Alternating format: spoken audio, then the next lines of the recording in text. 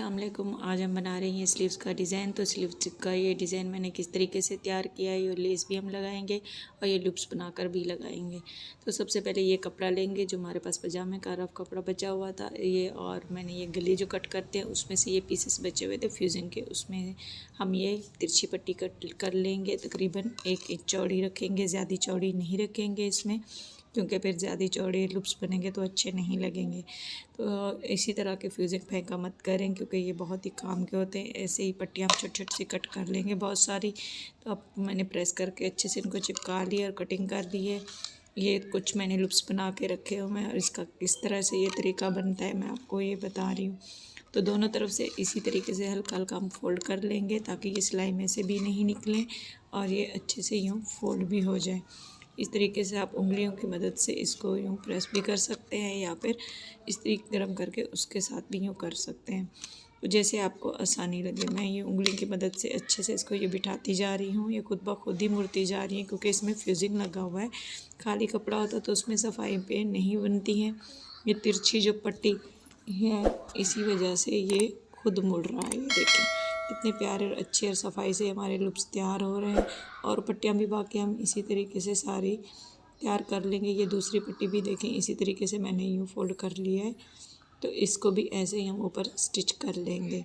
तो हम सारी पट्टियों को स्टिच करने के बाद इन पट्टियों की हम कटिंग कर लेंगे। कटिंग करने के बाद जितनी इंच का हमें ये लूप्स बनाना है, ऐसे करके इस तरह से आप इस्त्री से इसको घुमाते जाएंगे, ये सफाई से बनते जाएंगे। ये देखें जैसे ये मैंने बनाया हुआ है, इसके ही नाप का हम बनाएंगे सारे एक ही जैसे, ताकि नाप के हो आगे पीछे नहीं हो हमारे ये जो लूप्स बने हुए हैं। इसको अच्छे से प्रेस करेंगे, ये खुद ब खुद सफाई से बन जाएंगे। तो सारे हमारे ये लूप्स रेडी हो गए हैं। अब हम इसको स्लीव्स पे लगाएंगे। तो स्लीव्स मैंने कट करके रखी हुई है। इसका जो आगे ये ब्लैक बॉर्डर आ रहा है हम तकरीबन यहाँ तक लगाएंगे, और ये एक्स्ट्रा थोड़ा सा हम ये कपड़ा छोड़ दिया है, क्योंकि ये सिलाई के लिए जब हम फिटिंग की सिलाई लगाएंगे तो वहाँ पे खाली कपड़ा होगा, लूप्स नहीं होगा, क्योंकि लूप्स के ऊपर तो सिलाई नहीं लगेगी। तो 1-1 इंच का हम गैप देंगे, तकरीबन 1 उंगली का। तो आप चाहें तो ज़्यादा भी गैप दे सकते हैं या करीब करीब भी लगा सकते हैं। इसी तरीके से हम रखते जाएंगे और साथ ही साथ स्टिच करते जाएंगे। ये देखिए जैसे ये मैं इस तरह से बना के रखती जा रही हूँ, और एक जैसे आ रहे हैं बिल्कुल, इसमें आगे पीछे भी नहीं हो रहे और बड़े छोटे भी नहीं हो रहे, क्योंकि हमने एक ही नाप के कटिंग किए हैं।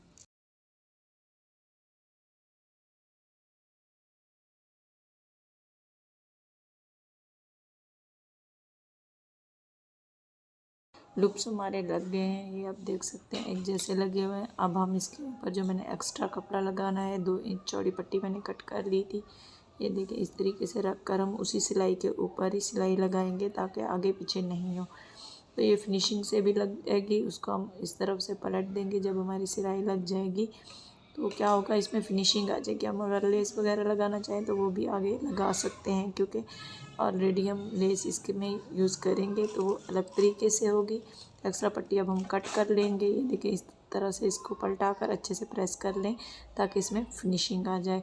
तो उल्टी तरफ से मैं इसको यूँ पलटूँगी। अब इसको फोल्ड करके इसकी भी हम ऐसे ही सिलाई लगा लेंगे। देखिए कितनी अच्छे से और फिनिशिंग से लग जाती है जब हम एक्स्ट्रा पट्टी इसमें यूज़ करते हैं।